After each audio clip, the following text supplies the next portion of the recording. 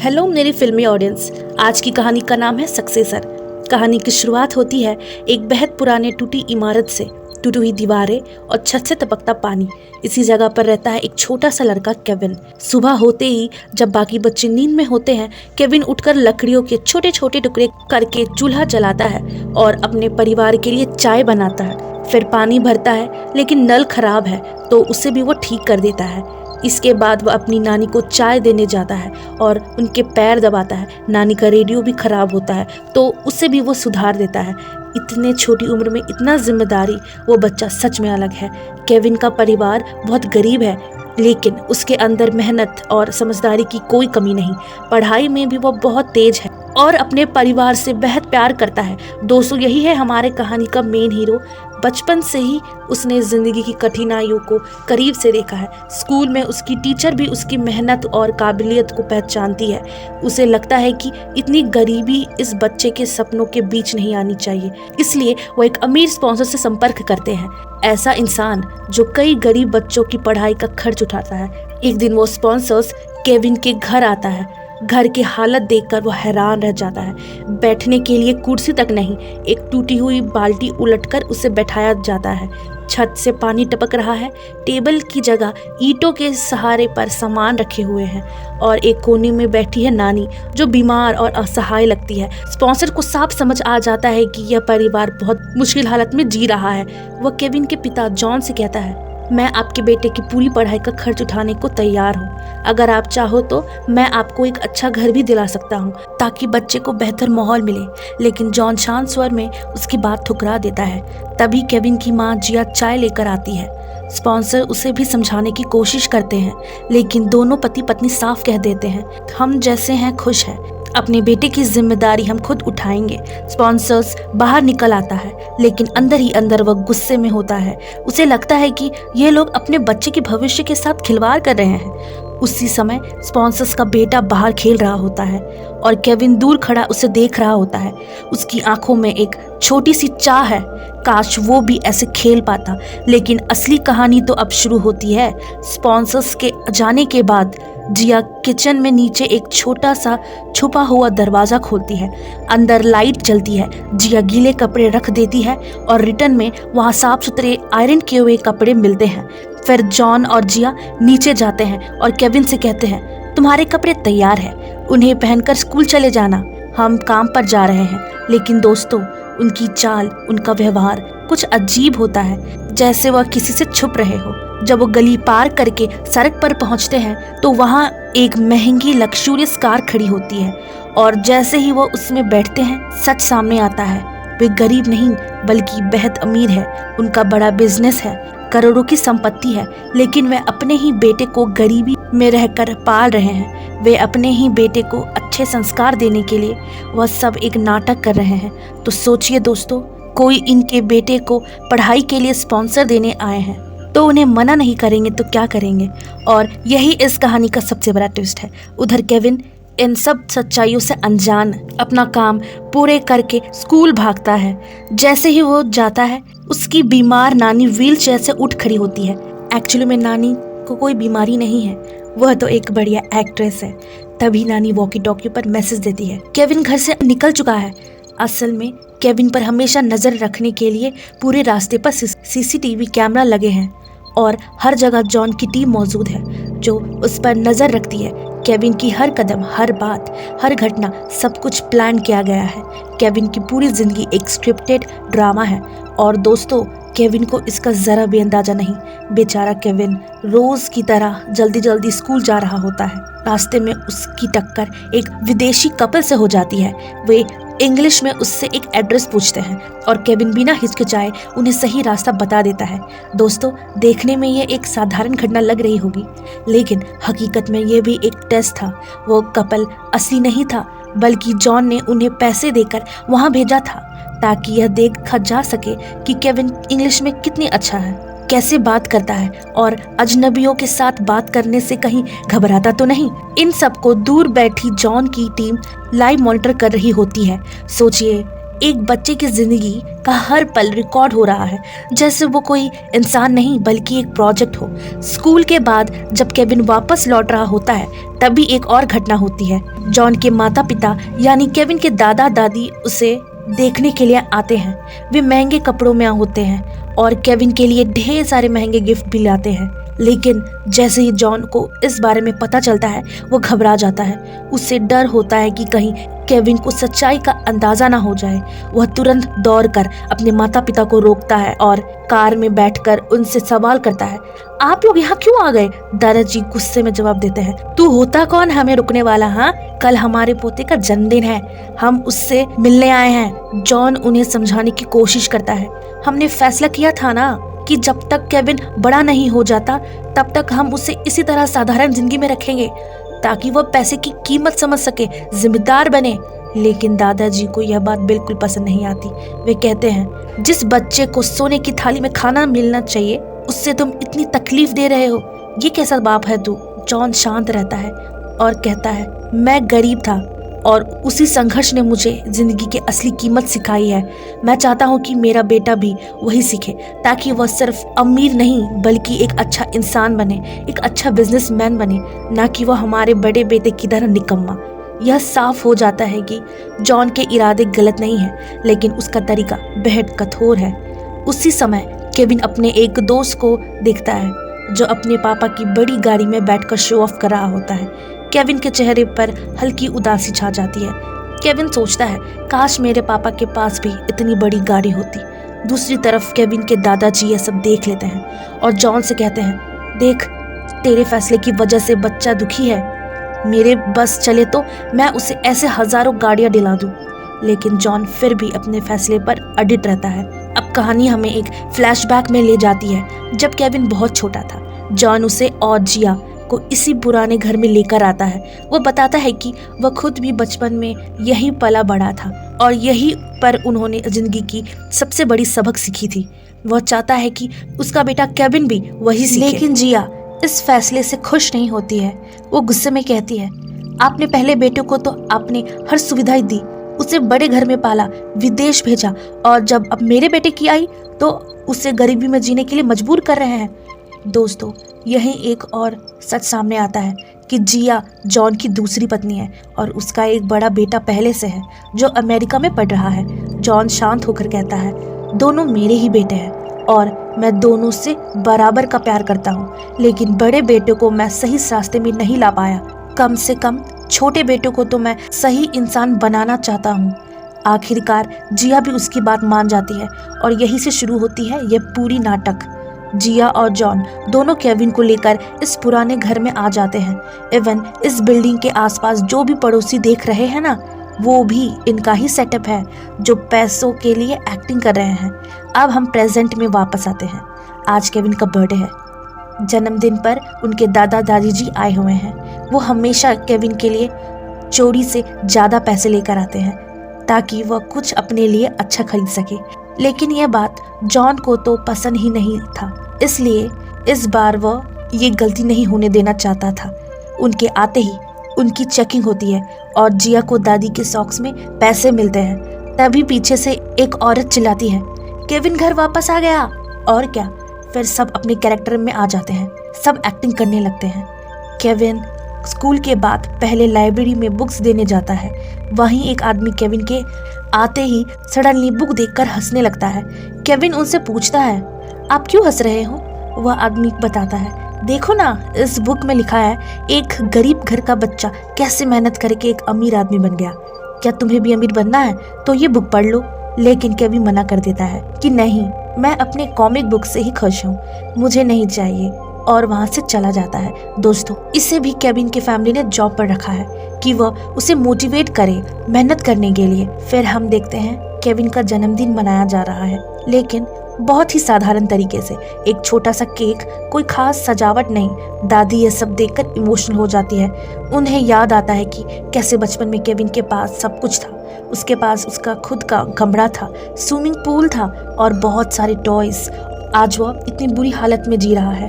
वह रोने लगती है और लगभग सच्चाई बताने ही वाली होती है, लेकिन जॉन तुरंत उनके मुंह में केक डालकर उन्हें चुप कर देता है। इसी बीच नानी वॉकी टॉकी पर आदेश देती है कि दादी को तुरंत वहां से हटाया जाए क्योंकि वे पूरे प्लान को बिगाड़ सकती है। एक्चुअली दोस्तों, ये उनकी असली नानी नहीं है। बचपन से ही केविन का उन्होंने बहुत ख्याल रखा है, जिस वजह से केविन उन्हें अपनी नानी समझता है, लेकिन वो भी नानी की एक्टिंग ही कर रही है। जॉन की टीम तुरंत आकर उन्हें बाहर ले जाते हैं, लेकिन जाते जाते दादा एक चालाकी करते हैं। वो अपने विग के अंदर छुपाए पैसे निकालकर चुपके से केविन को दे देते हैं। अब यहाँ सबसे खास बात होती है, केविन वो पैसे खुद पर खर्च नहीं करता बल्कि सीधे अपने पिता को दे देता है, क्योंकि उसे लगता है कि घर की हालत बहुत खराब है और पैसे की जरूरत है। जॉन जानबूझकर केविन को घर की हालत बताता है ताकि वो पैसे को सही ढंग से खर्च करना सीख सके। देखकर जॉन और जिया दोनों अंदर ही अंदर बेहद खुश हो जाते हैं। जॉन अब केविन के एक और परीक्षा लेने का फैसला करता है। वह उसे एक बॉक्स देता है और कहता है, इसमें 20,000 युआन है। अब से घर की पूरी जिम्मेदारी तुम्हारी है। इन पैसों का सही इस्तेमाल करना बेटा। इतनी छोटी सी उम्र में इतनी बड़ी जिम्मेदारी, लेकिन केविन बिना डरे इसे स्वीकार कर लेता है। दरअसल वह देखना चाहते थे कि केविन इन पैसों के साथ क्या करता है। कहीं बाकी बच्चों की तरह वह उससे टॉय ना खरीद ले, लेकिन केविन तो उन्हें अच्छे से संभालता है। वह खर्च का हिसाब रखता है, कितने पैसे आए और कहाँ खर्च हुए, कितना बचा, सब कुछ उसे याद रहता है। यह सिर्फ जिम्मेदारी नहीं बल्कि एक ट्रेनिंग है। इसके साथ ही जॉन एक और नियम लागू करता है, घर में कोई भी केविन के सामने मोबाइल फोन इस्तेमाल नहीं करेगा, ताकि वह डिजिटल दुनिया में खोने के बजाय किताब की ओर अटैच हो। वो भी केविन के साथ किताबें पढ़ते हैं, चाहे नाटक ही कर रहे हो। इसी वजह से केविन को किताबें पढ़ने की आदत लग जाती है। लेकिन एक ही दिन गलती से जिया की किताब से एक स्मार्टफोन गिर जाता है।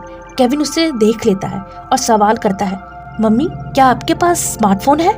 जिया घबरा जाती है और तुरंत बात को संभाल लेती है। जॉन भी उसे डिस्ट्रैक्ट करने के लिए जल्दी से सीलिंग्स ठीक करने लगता है।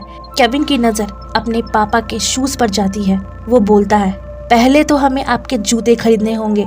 दोस्तों, ये सुनकर सारे बहुत प्राउड फील करते हैं। पैसे हाथ में आते ही उसने पहले अपने पिता की ज़रूरतों के बारे में सोचा। केविन के सोने के बाद जॉन और जिया अपने अलमारी खोलते हैं, जहां हम एक लिफ्ट देखते हैं जिसके अंदर जाकर वे नीचे बेसमेंट में आते हैं।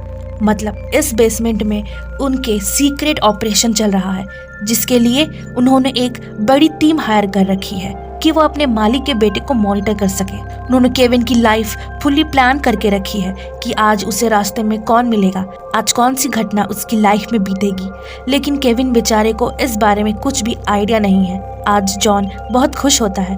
वह अपने एम्प्लॉय से कहता है, 5 साल से तुम लोगों ने बहुत मेहनत की है, इसलिए तुम लोगों का सैलरी आज से डबल। जिसे सुनकर सारे एम्प्लॉय बहुत खुश हो जाते हैं। दूसरे दिन केविन रोज की तरह जल्दी उठता है और घर के काम निपटाने के बाद मार्केट जाता है। वहाँ से वो सब्जियाँ और ज़रूरतें सामान खरीदता है। हर बार की तरह वह मोल भाव करता है और दुकानदार भी उसके हिसाब से दाम कर देता है। लेकिन यह भी असली नहीं है। जॉन ने उन दुकानदारों को भी पहले से ही सेट करके रखा है। इवन केविन को कुछ गिनी चुनी जगह से ही सब्जी खरीदने को कहते थे। घर लौटकर केविन सामान किचन में देता है। जिया उसे देखकर बहुत खुश होती है। उसे लगता है कि उसका बेटा धीरे धीरे जिम्मेदार होने लगा है। लेकिन इस बार केविन को छुपा रहा होता है। उसके हाथ में एक बॉक्स होता है। जिया सोचती है शायद वो जॉन के लिए नए जूते लाया है, लेकिन असली सच्चाई कुछ और होती है। दूसरी तरफ जॉन अपने सीसीटीवी मॉनिटर पर सब देख रहा होता है और जैसे ही सच्चाई सामने आती है वो हैरान रह जाता है। केविन ने उस पैसे से अपने लिए एक टैबलेट खरीद लिया था और उसमें गेम खेल रहा था। खेलने के बाद वह उसे बाथरूम में ही छुपा देता है। यह देखकर जॉन का पूरा प्लान हिल जाता है। दोस्तों, उसे लगता है कि इतने सालों की मेहनत एक पल में ही बेकार हो गई। वह गुस्से में कहता है, उसने घर के लिए कुछ नहीं खरीदा, मेरे लिए जूते भी नहीं, सीधे टैब ले आया। लेकिन जिया शांत रहती है। वो कहती है शायद उसने कुछ सोच समझकर ही फैसला लिया होगा। अब वे लोग जांच करते हैं कि केविन ने टैब कहाँ से खरीदा है। पता चलता है कि उस दुकान में एक ऑफर चल रहा था। 1 हफ्ते के अंदर प्रोडक्ट वापस करने पर पूरे पैसे वापस मिल सकते हैं। तब जिया मुस्कुराते हुए कहती है, देखा, मेरा बेटा बेवकूफ़ नहीं है। वह इसे कुछ दिनों के लिए ही इस्तेमाल करेगा, फिर वापस कर देगा और पैसे ले आएगा। जॉन थोड़ा शांत हो जाता है। लेकिन अभी भी पूरी तरह वो खुश नहीं होता। अब वो एक नया टेस्ट शुरू करता है। वो केविन से कहता है कि उसे काम के सिलसिले में कुछ दिनों के लिए बाहर जाना है, और जाते जाते वो कहता है, जब तक मैं नहीं लौटूं तुम इस घर के हेड हो। जैसे ही जॉन बाहर निकलता है उसका जूता फट जाता है। यह देखकर केविन को बहुत बुरा लगता है। वह खुद को दोषी देता है, मुझे टैब नहीं पापा के लिए जूते खरीदने चाहिए थे। अब केविन फैसला करता है कि वो टैब वापस करेगा और उस पैसे से अपने पापा के लिए जूते खरीदेगा। रात में वो आखिरी बार टैब पर गेम खेलता है और फिर उसे संभाल कर रख देता है। वो जैसे ही नानी और उसकी माँ झट से किताब पढ़ने लगती है। अगले दिन वो टैब वापस करने दुकान पर जाता है, लेकिन दुकानदार कहता है ये टैब वापस नहीं होगा क्योंकि इसमें थोड़ा पानी चल गया है।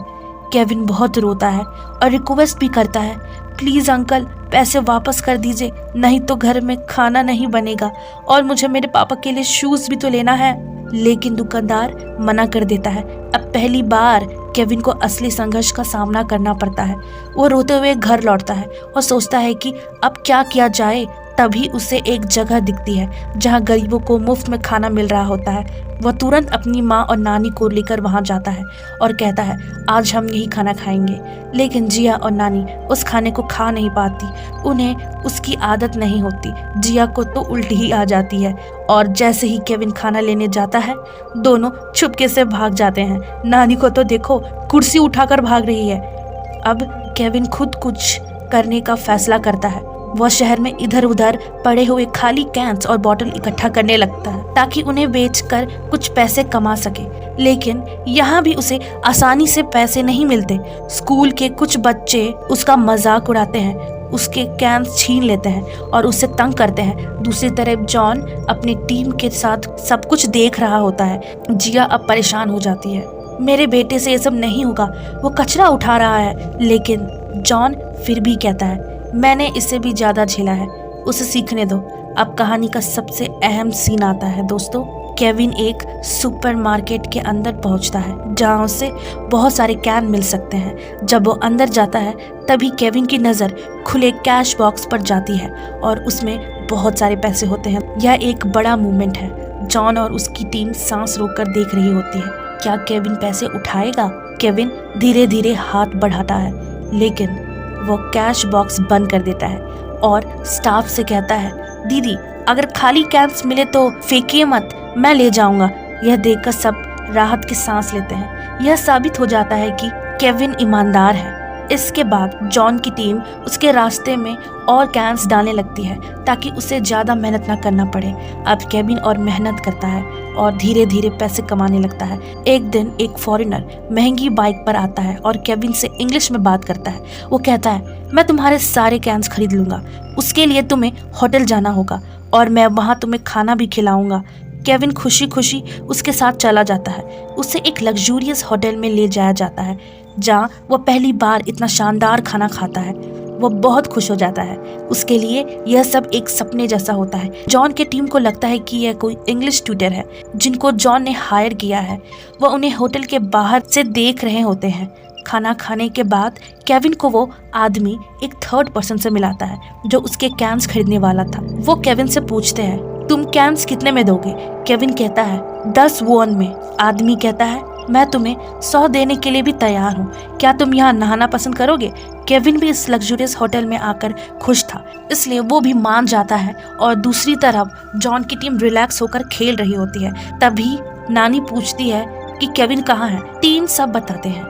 तभी नानी को शक होता है, आज के शेड्यूल में ऐसा कोई ट्यूटर था ही नहीं। जैसे ही पता चलता है वह उनके प्लान का हिस्सा नहीं है, सबके चेहरे का रंग उड़ जाता है। जॉन तुरंत अपने पूरे टीम्स के साथ उस होटल की ओर निकल पड़ता है। उन्हें लगता है कि कहीं केविन किडनैप तो नहीं हो गया। उधर होटल में केविन आराम से नहा रहा होता है। उससे तो इस खतरे का जरा भी अंदाजा नहीं।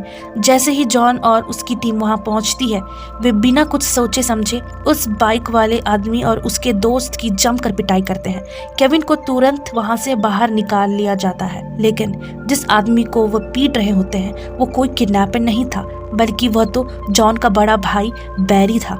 हाँ, वही बैरी जिसे जॉन हमेशा निकम्मा बैरी सिर्फ अपने छोटे भाई से मिलने आया था। उसने सोचा था कि वह उससे थोड़ा अच्छा समय देगा, उससे बाहर घुमाएगा और उसे परेशानियों की थोड़ा सा आसान बनाएगा।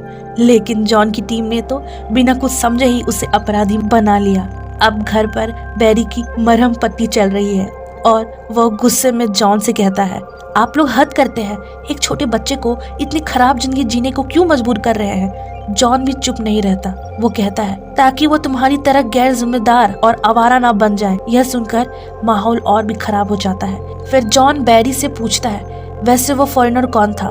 बैरी जवाब देता है, वो मेरा लिविंग पार्टनर है। यह सुनकर जॉन अपना माथा पकड़ लेता है। उसे लगता है कि उसका बड़ा बेटा पूरी तरह उसके हाथ से निकल चुका है। वो गुस्से में कहता है, पहले खुद की जिंदगी संभालो, फिर मुझसे बिजनेस की बात करना। अब तुरंत वापस अमेरिका चले जाओ। यहाँ साफ दिखता है कि जॉन अपने बड़े बेटे से निराश है और इसी वजह से वह केविन को लेकर इतना सख्त हो गया है।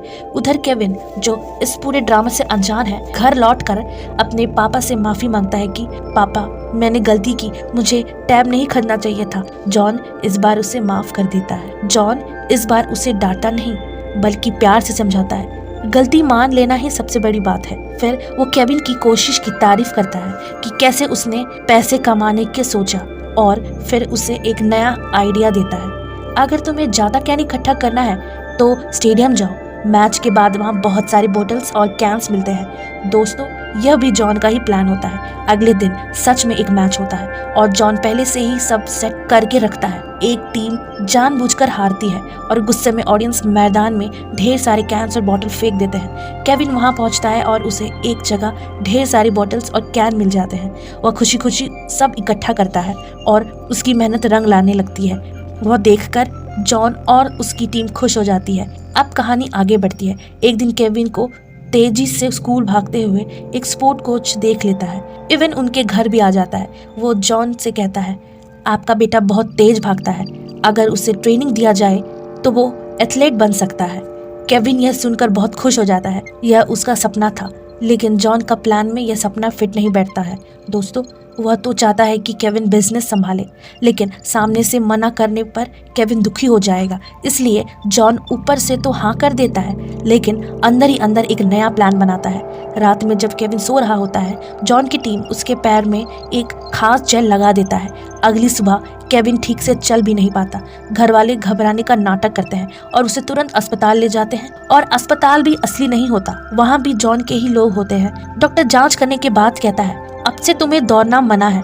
अगर एथलीट बनने का सपना है तो उसे छोड़ दो, दौड़े तो पैर खराब हो सकता है। एक झटके में केविन का सपना टूट जाता है। वो बहुत दुखी हो जाता है क्योंकि वह अपने परिवार की हालत सुधारने के लिए एथलीट बनना चाहता था।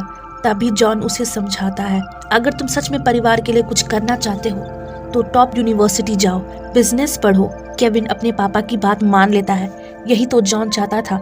अब जॉन उसे खुश करने के लिए एक साइकिल देता है ताकि उसे रोज भागकर स्कूल न जाना पड़े। और यहीं से केविन की जिंदगी में थोड़ा बदलाव आता है। अब वो साइकिल से स्कूल जाता है। उसे एक दोस्त भी मिलती है।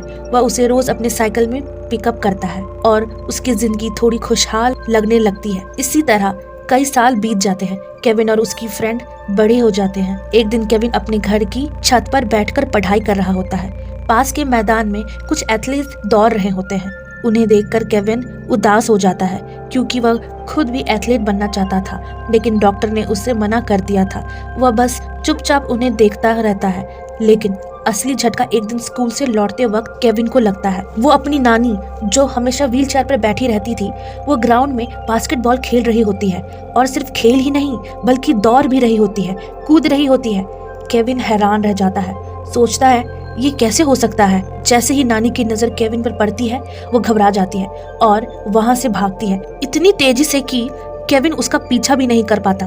कुछ ही सेकंड में नानी घर पहुंच जाती है और हमेशा की तरह बिस्तर पर लेट जाती है, जैसे कुछ हुआ ही नहीं। केविन घर पहुंचता है और सीधे उनसे सवाल करता है, नानी, मैंने आपको अभी मैदान में खेलते हुए देखा है। नानी घबरा जाती है लेकिन खुद को संभालते हुए कहती है, बेटा मैं तो चल भी नहीं सकती, तुमने गलत देखा होगा। लेकिन इस बार केविन को यह बात हजम नहीं होती। उसका शक और गहरा हो जाता है। अब वह अपनी माँ जिया को ढूंढने लगता है, लेकिन वो घर में कहीं नहीं मिलती। वह हर कमरे में ढूंढता है लेकिन जिया का कोई पता नहीं। और तभी बेसमेंट में बैठी जिया कैमरे के जरिए यह सब देख रही होती है और घबरा जाती है कि अब सच सामने आने वाला है। वो तुरंत छुपे हुए लिफ्ट के जरिए अपने कमरे में पहुंच जाती है। जब केविन उसे देखता है तो वह पूरी तरह मेकअप में होती है। अच्छे कपड़े, ज्वेलरी बिल्कुल वैसे नहीं जैसे वह हमेशा घर में दिखती है। केविन चौंक जाता है। वो पूछता है, माँ आप कहाँ थी? और ये सब, ये मेकअप, ये गहने? जिया तुरंत झूठ बोल देती है, मैं तो यही कमरे में सो रही थी बेटा, शायद तुम्हें भ्रम हो रहा है। अब केविन पूरी तरह कंफ्यूज हो जाता है। वह जो देख रहा था वो सच है या उसका वहम। धीरे धीरे उसका दिमाग में सवालों के तूफान उठने लगता है। वह इस बारे में अपने पापा जॉन से कहता है, लेकिन वे भी टाल देते हैं, ये कह कि तुम सिर्फ अपनी एंट्रेंस एग्जाम की तैयारी में ध्यान दो, इन सब चीजों पर ध्यान देने की जरूरत नहीं है।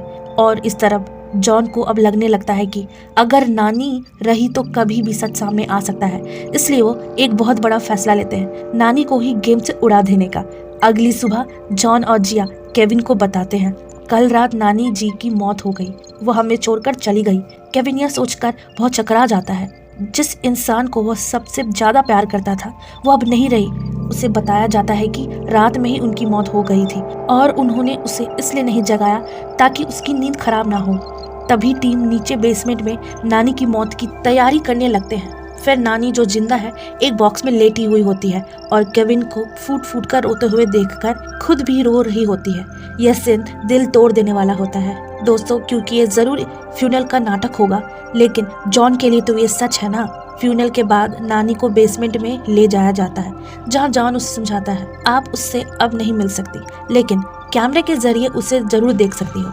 नानी भी मजबूरी में मान जाती है, लेकिन अंदर ही अंदर वो केविन के साथ बिताए पल को याद करके दुखी हो रही होती है। उधर केविन अपने फ्रेंड से ये बात शेयर करता है, मुझे लगता है मेरे घर में कुछ बहुत अजीब हो रहा है। वो नानी का बास्केटबॉल खेलना और अचानक उनकी मौत हो जाना, ये काफी वियर्ड है। लेकिन उसकी फ्रेंड उसकी मदद करने की बजाय उसके दिमाग में और जहर भर देती है। कहती है, शायद तुम्हारी माँ का किसी के साथ अफेयर चल रहा है और नानी ने ये सब देख लिया होगा, इसलिए उन्हें मार दिया गया। यह सुनकर केविन और ज्यादा डर जाता है। अब उसका शक डर में बदल चुका होता है। अगले दिन उसकी फ्रेंड उसे फोन करके बताती है, मैंने तुम्हारी माँ को एक बड़े लग्जरियस घर में जाते हुए देखा, एक आदमी के साथ। वह बिना देर किए स्कूल छोड़ देता है और उस लोकेशन की तरफ निकल पड़ता है जहाँ उसकी माँ को देखा गया है। उधर जॉन की टीम पहले ही उसके हर मूवमेंट पर नजर रख रही होती है। जैसे ही केविन रास्ता बदलता है तुरंत जॉन को खबर दी जाती है। अब जॉन समझ जाता है कि मामला हाथ से निकल सकता है। दूसरी तरफ केविन उस बड़े आलीशान घर के सामने पहुंचता है। दरअसल ये घर उनका ही है। वो दरवाजा खटखटाता है। दरवाजा खुलते ही उसकी माँ जिया वहाँ खड़ी होती है। केविन तुरंत सवाल करता है, माँ आप यहाँ क्या कर रही हैं?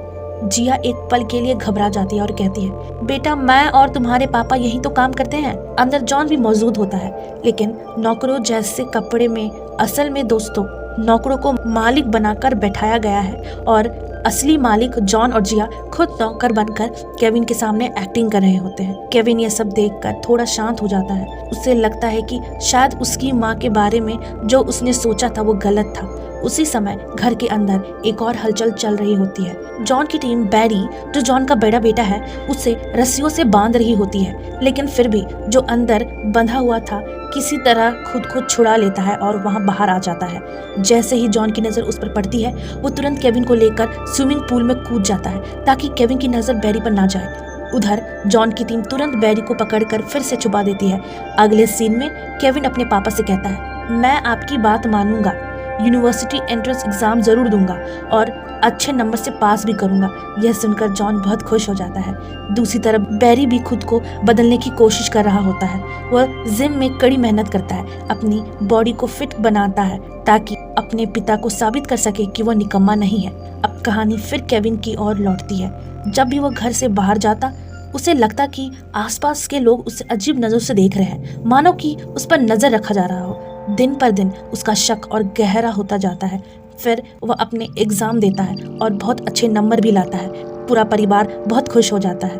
अब बारी आती है सबसे बड़ी ट्विस्ट की। यूनिवर्सिटी एंट्रेंस एग्जाम वाले दिन केविन हॉल में बैठा होता है, लेकिन उसका ध्यान बार बार भटकता है। उसके दिमाग में वही सवाल घूम रहे होते हैं कि पापा मम्मी कुछ छुपा रहे हैं, जिस वजह से पूरी तरह ध्यान नहीं लगा पाता। फिर एग्जाम खत्म होता है, सभी स्टूडेंट्स एग्जाम देकर बाहर आ जाते हैं, लेकिन केविन बाहर नहीं आता। जॉन और जिया घबरा जाते हैं और वे सिक्योरिटी से पूछते हैं, अंदर कोई है क्या? सिक्योरिटी जवाब देता है, नहीं, सभी स्टूडेंट जा चुके हैं। उन्हें लगता है कि शायद केविन चला गया होगा, हमने ध्यान नहीं दिया।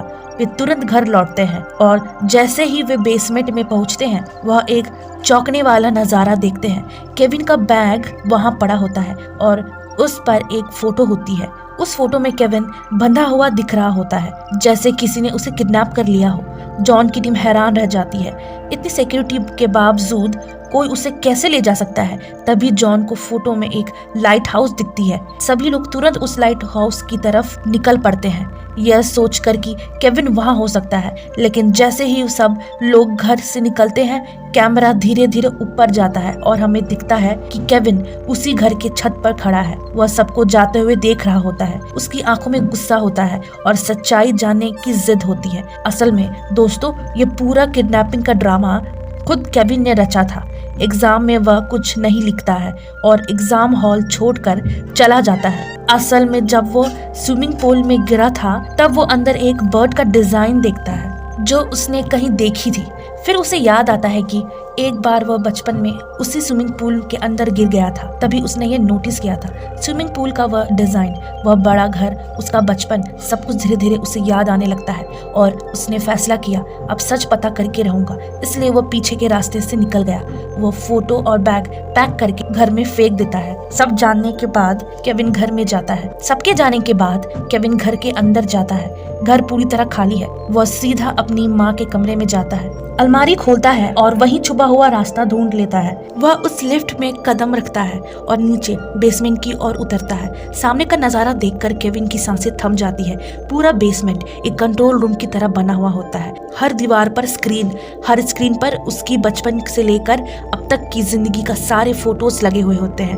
उसकी हर हरकत, हर कदम, हर मुस्कान, हर आंसू सब रिकॉर्ड किया गया था। उसकी पूरी लाइफ का शेड्यूल लिखा होता है, किस दिन किससे मिलना है, किस दिन क्या घटना होना है, कौन क्या बोलेगा, सब कुछ पहले से तय। केविन की आंखों में आंसू भर आते हैं। तो मैं जो जी रहा था वो मेरी जिंदगी नहीं थी। दोस्तों, बेचारा केविन की जिंदगी को उन्होंने एक ड्रामे की तरह बना दिया जो स्क्रिप्टेड था। मतलब वो एक कठपुतली बनकर रह गया। उसका दिमाग सुन्न हो जाता है। वह एक एक स्क्रीन को देखता है और उसे पता चलता है उसका हर दोस्त, हर पड़ोसी, हर दुकानदार, यहाँ तक कि डॉक्टर भी सब एक्टिंग कर रहे हैं। सब जॉन के आदमी थे। मतलब वो किसी इंसान की तरफ नहीं, बल्कि एक प्रोजेक्ट की तरह जी रहा था। अब सबसे बड़ा झटका उसे तब लगता है जब वो नानी की फोटो देखता है। मतलब वो भी टीम का हिस्सा थी। फिर नानी सामने आती है। वो नानी जिसे वह सबसे ज्यादा प्यार करता था, वो अब बिल्कुल ठीक हालत में उसके सामने खड़ी होती है। केविन की आंखों में दर्द साफ दिखता है। दोस्तों, वो धीरे से कहता है, तो आप भी इस नाटक का हिस्सा थी। नानी रोने लगती है। वो कहती है, मुझे माफ कर दो बेटा, मैं मजबूर थी, लेकिन मैंने तुम्हें हमेशा अपने असली पोते की तरह प्यार दिया है। लेकिन केविन अब टूट चुका होता है। नानी का सिर झुक जाता है। तभी जॉन, जिया और बाकी लोग भी वहां पहुंच जाते हैं। वो देखते हैं कि केविन सब कुछ जान चुका है। जिया रोने लगती है, अब वो हमें कभी भी माफ नहीं करेगा। लेकिन जॉन स्माइल करते हुए केविन के पास आता है और कहता है, हम तुम्हें सब कुछ बताने वाले थे तुम्हारे एंट्रेंस एग्जाम के बाद। हम गरीब नहीं हैं, हम बहुत अमीर हैं। यह सब हमारे ही है। ये सब हमने इसलिए किया ताकि तुम एक अच्छा इंसान बनो। तुम्हारा बड़ा भाई बिगड़ गया है, मैं नहीं चाहता था कि तुम भी वैसे बनो। जिया भी रोते हुए कहती है, हमने जो भी किया तुम्हारी भलाई के लिए किया। केविन शांत रहता है, फिर एक ऐसा सवाल पूछता है जो सबको अंदर तक हिला देता है, क्या आप सच में मेरे पापा हैं या किसी ने आपको मेरे पापा बनने के लिए पैसे दिए हैं? यह सुनकर जिया फूट फूट कर रोने लगती है और कहती है, नहीं बेटा, हम ही तुम्हारे असली माँ बाप हैं। लेकिन अब केविन का भरोसा टूट चुका होता है। वह कहता है, आपने मुझसे झूठी जिंदगी जीने पर मजबूर किया और आपको लगा कि इसमें मेरी भलाई होगी। मुझे कुछ नहीं चाहिए, ना ये पैसा, ना ये झूठ। मैं बस आजादी जिंदगी जीना चाहता हूँ। जिया उसका हाथ छोड़ देती है क्योंकि अब उसे समझ आ चुका था कि उन्होंने कितनी बड़ी गलती कर दी अपने बेटे के साथ, और उसे आजाद कर देती है। केविन बेसमेंट से बाहर चला जाता है। सामने एक खुला मैदान होता है जहाँ कुछ बच्चे आजादी से खेल रहे होते हैं। उनकी हंसी, उनकी खुशी सब कुछ असली होती है। केविन बिना कुछ सोचे पानी में कूदता है और उस दुनिया की ओर बढ़ जाता है। पीछे खड़े जॉन और जिया बस उसे जाते हुए देखते रह जाते हैं। अब जॉन को अपनी गलती का एहसास होता है। मैंने अपने बेटे को एक अच्छा इंसान बनाने की कोशिश में उसे उसका बचपन ही छीन लिया। फिर हम दूसरे सीन में देखते हैं बैरी, जॉन का बड़ा बेटा जिसे हमेशा निकम्मा कहा गया, वह अब अपने दोस्तों के साथ माउंट एवरेस्ट पर चढ़ चुका है। अब वो जिम में मेहनत करता है, खुद को फिट बनाता है। यह सिर्फ एक चढ़ाई नहीं थी, ये खुद को साबित करने की लड़ाई थी। बैरी आखिरकार एवरेस्ट की चोटी पर पहुंच चुका है। वो वहां खड़ा होकर चिल्लाता है, पापा मैं निकम्मा नहीं हूँ, मैं बहुत कुछ कर सकता हूँ। ऐसे ही समय बीतता है। केविन एक एथलीट बन चुका है। हाँ, वही सपना जिसे कभी डॉक्टर ने तोड़ दिया था। एक बड़े मैराथन में केविन दौड़ रहा होता है। भीड़ उसे चेयर कर रही है और उसके साथ दौड़ रहे हैं बैरी और उसके दोस्त। दूसरी तरफ जॉन और जिया अपने बड़े घर में बैठकर टीवी पर वह सब देख रहे होते हैं। वे अपने बेटे पर गर्व कर रहे होते हैं। उनके चेहरे पर हल्की सी स्माइल होती है। तभी केविन दौड़ते दौड़ते रास्ते में पड़े खाली कैंस और बॉटल्स उठाने लगता है। उसकी पुरानी आदत जो उसने नकली गरीबी में सीखी थी अब भी उसके साथ है। वह देखकर जॉन अपना माथा पकड़ लेता है। हे भगवान, ये आदत तो गई ही नहीं इसकी। जिया मुस्कुराती है और कहती है, उसे दोष क्यों देते हो, ये सब तुम्हारा ही किया गया है। और फिर वह एक बात कहती है जो इस पूरी कहानी का सार है, अब उसे अपनी जिंदगी अपने तरीके से जीने दो, उसकी राह में दोबारा मत जाना। और इसी के साथ ये कहानी खत्म होती है। दोस्तों अगर ये कहानी अच्छी लगी हो तो हमारे चैनल को सब्सक्राइब करें और लाइक करें। वीडियो देखने के लिए आपका शुक्रिया। बाय।